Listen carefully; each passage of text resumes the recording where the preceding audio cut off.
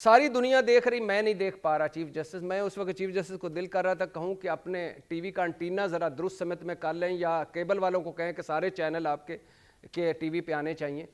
तो एक तरफ वो है, पॉइंट आ गया आपका। माहौल बड़ा मुतनाज़ तरीन है, तो इसलिए बॉल टू बॉल साहब जो है कोई भी खुश नहीं होगा। मेरा सारी सियासत अदालतों में हो रही है। भट्टी भाई, जरा आपको शायद इसलिए बदगुमानी ना हो रही हो कि ये लाइव ब्रॉडकास्ट पहली दफा हो रहा है हमारे यहाँ। अदरवाइज ये जो जजेस साहिबान हैं, मौजूद जजेस साहिबान, जिन पे हमें ट्रस्ट करना चाहिए, हमारी अदालती सिस्टम इन पे चल रहा है, ये इस तरह के रिमार्क्स देते हैं और इस तरह की तकरार बुकला से होती है। अब आप सोचें ना कि आप जिन बातों का जिक्र कर रहे हैं वो आप कोर्ट आपने बिल्कुल ठीक किया है, लेकिन अब वहाँ खड़े में तहरीक इंसाफ के वकील जो हैं, जो पीपल्स पार्टी से गए थे, नाम अभी आपने लिया, नाम मेरे से निकल गया उनका, खोसा साहब।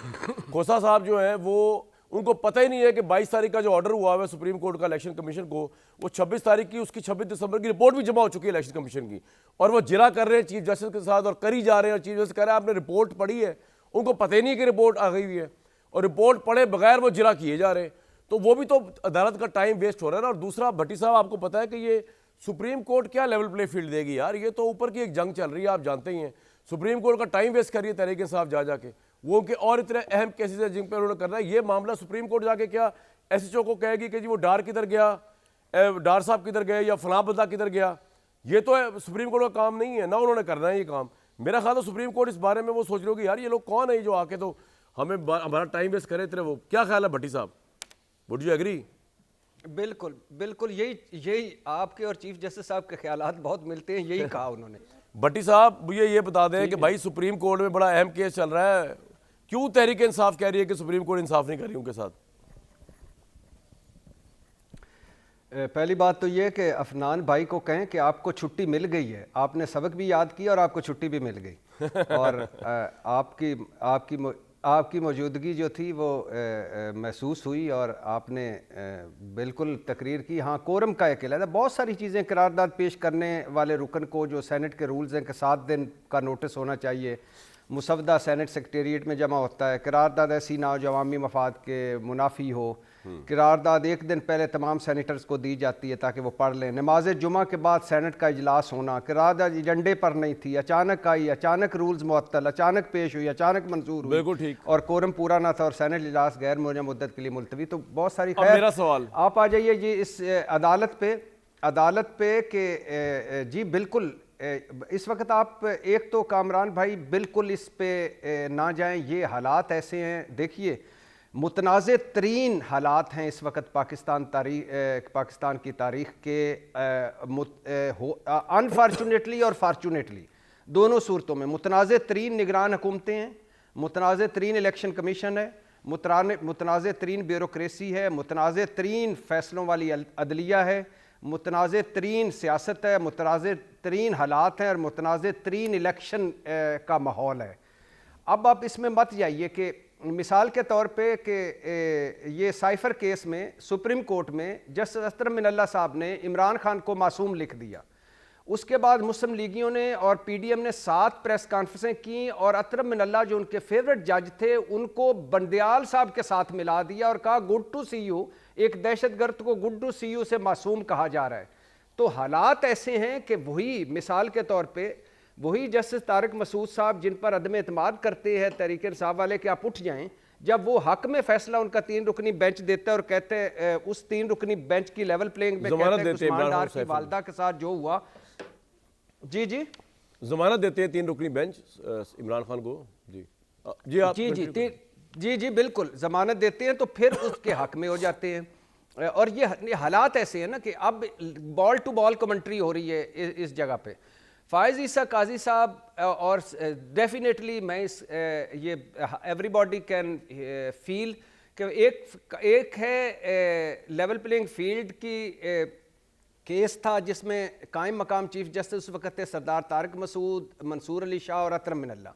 दूसरा अभी ये फ़ाइज़ ईसा काजी साहब का तौहीने अदालत का उसी लेवल प्लेइंग फील्ड का है, तो बिल्कुल उसमें डिफरेंट फील होता है, महसूस होता है कि फ़ाइज़ ईसा काजी साहब की अदालत में जब बात होती है तो वो पूछते हैं कि ये कौन है फ़र्रुख हबीब, ये कौन है शेख रशीद, ये कौन है सदाकत अब्बासी, ये कौन है उस्मान डार, ये भी कह सकते थे कि ये दरख्वास्त गुजार नहीं है, इनका इस वक्त वकील कोई नहीं, तो आप बात ना करें। और ये कौन है इमरान रियाज, कब से है लापता, लापता है भी कि नहीं?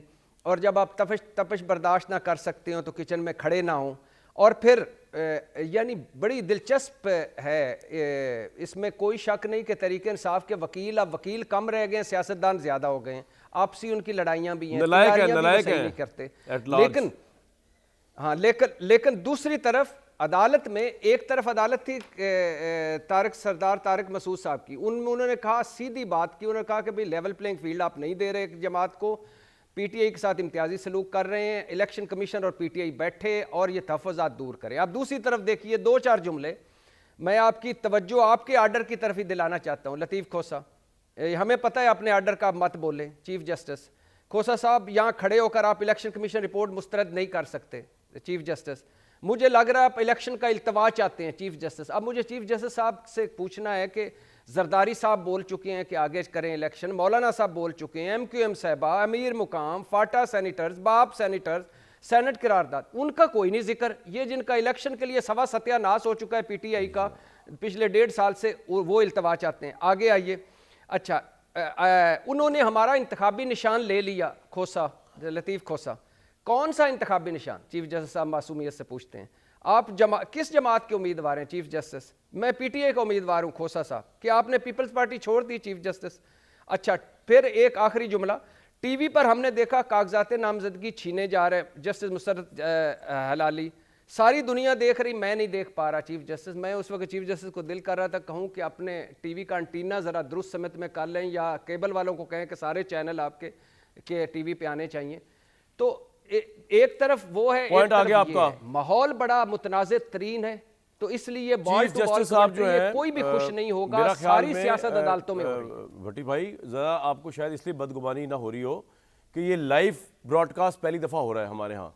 अदरवाइज ये जो जजेस साहिबान हैं, मौजूद जजेस साहिबान, जिन पे हमें ट्रस्ट करना चाहिए, हमारी अदालती सिस्टम इन पे चल रहा है, ये इस तरह के रिमार्क्स देते हैं और इस तरह की तकरार वकला से होती है। अब आप सोचे ना कि आप जिन बातों का जिक्र कर रहे हैं वो आप कोर्ट आपने बिल्कुल ठीक किया है, लेकिन अब वहाँ खड़े हुए हैं तहरीक इंसाफ के वकील जो हैं, जो पीपल्स पार्टी से गए थे, नाम अभी आपने लिया, नाम मेरे से निकल गया उनका, खोसा साहब। खोसा साहब जो हैं वो, उनको पता ही नहीं है कि 22 तारीख का जो ऑर्डर हुआ है सुप्रीम कोर्ट का इलेक्शन कमीशन को, वो 26 तारीख की, उसकी 26 दिसंबर की रिपोर्ट भी जमा हो चुकी है इलेक्शन कमीशन की, और वो जिरा कर रहे हैं चीफ जस्टिस के साथ और करी जा रहे हैं। और चीफ जस्टिस कह रहे हैं आपने रिपोर्ट पढ़ी है, उनको पता ही नहीं कि रिपोर्ट आ गई हुई है, और रिपोर्ट पढ़े बगैर वो जिरा किए जा रहे हैं।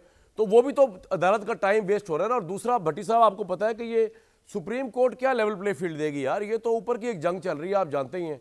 सुप्रीम कोर्ट का टाइम वेस्ट करिए तहरीक इंसाफ जा जाके, वो उनके और इतने अहम केसेस है जिन पर उन्होंने करना है। ये मामला सुप्रीम कोर्ट जाके क्या SHO को कहेगी कि जी वो डार किधर गया, डार साहब किधर गए, या फलां बंदा किधर गया?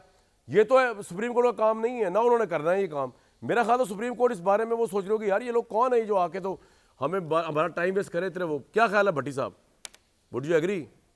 बिल्कुल बिल्कुल, यही आपके और चीफ जस्टिस साहब के ख्यालात बहुत मिलते हैं, यही कहा उन्होंने। अच्छा, अफरान साहब, आप काम ही नहीं करने दे रहे। ठीक है, अच्छा, दूसरी बात, एक आखिरी बात के ये जी बोले खोसा साहब, खैर से मैं हैरान हो रहा था, खोसा साहब वही वकील है, अयान अली के वकील थे उस वक्त पाकिस्तान तहरीक इंसाफ का। आप देखिए क्या ट्रेंड चल रहे होते थे। अब तो पॉइंट आ गया आपका, हर दिल अजीज है, पॉइंट आ गया। अफरान भाई, मैं तो हैरान हूँ कि सारा कुछ आपके हक में हो रहा है, पूरी हवा आपके हक में मुवाफिक नजर आ रही है।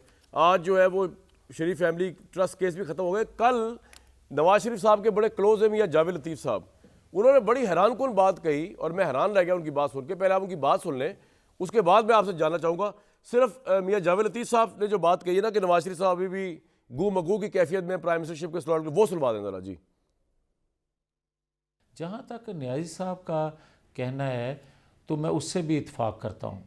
उसकी वजह यह है कि देखें, पाकिस्तान के अंदर जो साबका अदवार में होता है और इल्ज़ाम नवाज शरीफ पे आता रहा है, हालांकि नवाज शरीफ ने हमेशा जहाँ पाकिस्तान के लिए सर्व किया वहाँ बहुत सी चीज़ों को नज़रअंदाज भी किया है कि मेरे मामलात ताकतवर हलकों से ठीक रहें, मगर इल्ज़ाम हम पे आता है कि नवाज शरीफ साहब को खदशा है कि प्राइम मिनिस्टर बनेंगे दोबारा ताकतवर हलकों से ताल्लुकात ख़राब हो जाएंगे। 3 दफ़ा के प्राइम मिनिस्टर को ये ख्वाहिश नहीं है कि हर दो शक्ल में या हर ये शख्स सर पे मेरी बात सुने, आप बड़ी मुझे अजीब सी प्राइम बात कर रहे हैं, मिनिस्टर मतलब बनना वो चाहिए। जब तक तमाम अदारे आईनी कानूनी हदूदो क़यूद में रहते हुए एक पेज पे ना आएंगे, पाकिस्तान को तरक्की की पटरी पर फिर से नहीं तो चढ़ाया जा। आज आप कह रहे हैं कि नवाज शरीफ का रास्ता हमवार किया जा रहा है, ये फैसले भी नवाज शरीफ के लिए हैं। देखें कभी एवन फीड, कभी दूसरा तीसरा, सब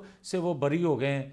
मगर मैं आपकी खिदमत में ये गुजारिश करना चाहता हूँ कि अगर आइनी हदूदो क़यूद में इसी तरह रहा जाए कि इलेक्शन के बाद भी वो यकीनी बातें हों और नवाज शरीफ मियां को साहब ये आप उम्मीद रिपीट हो पे जाके ना ये शो कि देखिएगा, सारे मैं आपको रिक्वेस्ट कर रहा हूँ और अपना जवाब सुनेगा। आप मुझे कह ये रहे हैं कि जी अभी तक तो सब मामला ठीक चल रहा है, लेकिन इस बात की गारंटी नवाज शरीफ साहब को चाहिए कि बाकी के तमाम ताकतवर इदारे जो है इलेक्शन के बाद भी अपनी आइनी हदूद और क़यूद में रहें, प्राइम मिनिस्टर के लिए कोई ऐसा प्रॉब्लम ना करें या प्राइम मिनिस्टर के साथ कोई ऐसा मसला ना हो, तो तब वो फैसला करेंगे। आपने ये बात दुरुस्त कही, मगर मैं जो अगली बात कहना चाहता था, मैं ये कह रहा हूँ कि क्या आज भी उनको सहूलतकारी मुख्तलिफ जगहों से ठीक है सर, पॉइंट आ गया आपका, आपका पॉइंट आ गया। ये है वो बात जिसकी वजह से नवाज शरीफ साहब शेषो पॉइंट में पड़े हैं। अंदेशा। अफरान साहब, नवाज शरीफ साहब प्राइम मिनिस्टरशिप के कैंडिडेट नहीं है इस वक्त तक, अभी सोच रहे हैं वो? नहीं जी, इंशाल्लाह मियां मोहम्मद नवाज शरीफ साहब जो हैं वो हमारे प्राइम मिनिस्टर के कैंडिडेट होंगे। हमारी कैंपेन की बुनियाद भी इसी के ऊपर ही है और मुझे यकीन है कि वो जो है वो इंशाल्लाह अवाम के वोटों से इलेक्शन जीत के वज़ीर आज़म बनेंगे। जहाँ तक बात रहेगी ये मुतनाज़ा तरीन इलेक्शन, यही मैं पूछ लगा था, तो मैं इसके ऊपर कुछ बात करना चाहता हूँ।